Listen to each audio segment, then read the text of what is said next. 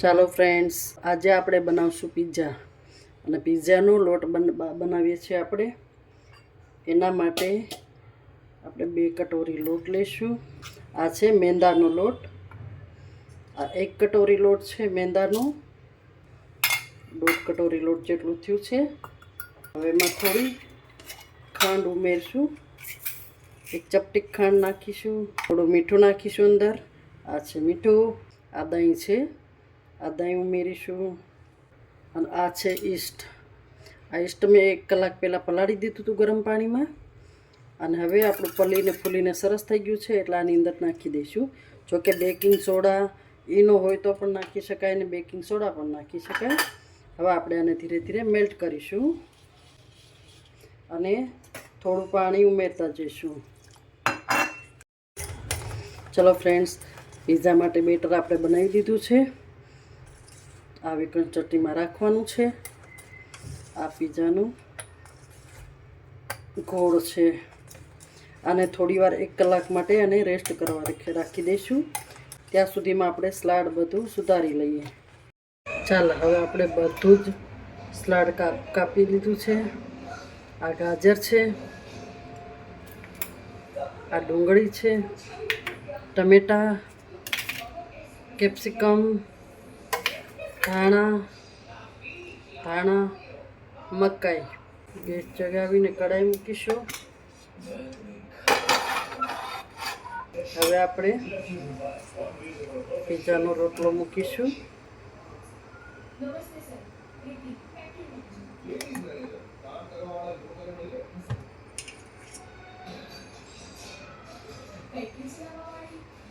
હવે આને ઢાંકીને થોડી વાર ચડવા દઈશું, પાકવા દઈશું. ચાલો, હવે આપણે જોઈ લઈશું રોટલો. હવે આને ફેરવી દઈશું. બીજી સાઈડ પણ થોડો હલકો ચડવા દઈશું ધીમા ગેસે. ચાલો, હવે આપણે પલટીને જોઈએ. જો આ સાઈડ પણ આપણો હલકો ચડી ગયો છે. હવે આને થોડી વાર માટે ઠંડો થવા દઈશું. પછી આપણે આને પિઝા બનાવશું. આને ઉતારી લઈએ આપણે. ચાલો, હવે આપણે આ પિઝા બનાવશું. આપણો રોટલો રેડી થઈ ગયો છે, ઠંડો પણ થઈ ગયો છે, થોડો ઠરી ગયો છે. હવે આને પિઝા બનાવશું આપણે. આ જે થોડો કાચો ભાગ છે એને નીચેની સાઈડ રાખવાનો છે, જેથી આપણે દાજે નહીં. સોસ આ સાઈડ લગાડવાનો છે. સોસ લીધો છે.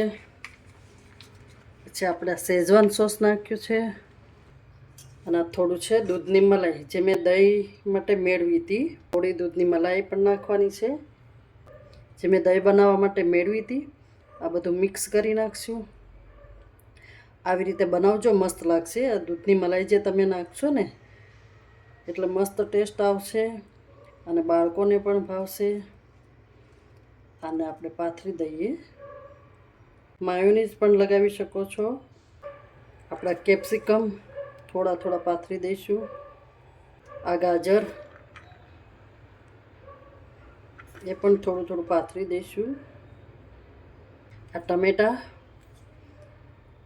પણ પાથરી દઈશું. આ છે ડુંગળી. આ ડુંગળી પણ થોડી પાથરશું. આ છે થોડી મકાઈ. આપણે આ છે ધાણા પહેલાં થોડો મસાલો નાખી દઈશું. આ મીઠું અને ધાણા જીરું પાવડર છે. આ મસાલો નાખી દઈશ. આપણે થોડા ધાણા નાખી દીધા છે. અને ચીલી ફ્લેક્સ છે જે આપણે થોડું નાખી દઈશું. ઓરેગાનો પણ નાખી શકીએ છીએ. એ મારી પાસે અત્યારે અવેલેબલ નથી એટલે હું નથી નાખતી. અને હવે આપણે ચીઝ ઉપર નાખીશું. હવે આને આપણે કઢાઈમાં પકાવવા મૂકી દઈશું. ચાલો, હવે આપણે આને તવીમાં પકાવવા માટે મૂકી દઈશું. હવે આને થોડી વાર માટે ઢાંકી દઈશું. ચાલો, હવે આપણે આપણો પિઝા જોઈ લઈશું. જો પિઝા તો સરસ બની ગયો છે. હવે પિઝા આપણે એક ડીશમાં લઈ લઈશું.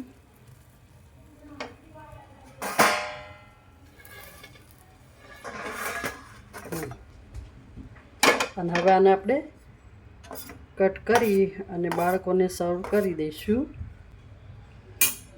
જોઈ લો, આપણો પિઝા મસ્ત બની ગયો છે. આને કટ કરી અને બાળકોને સર્વ કરી દઈશું.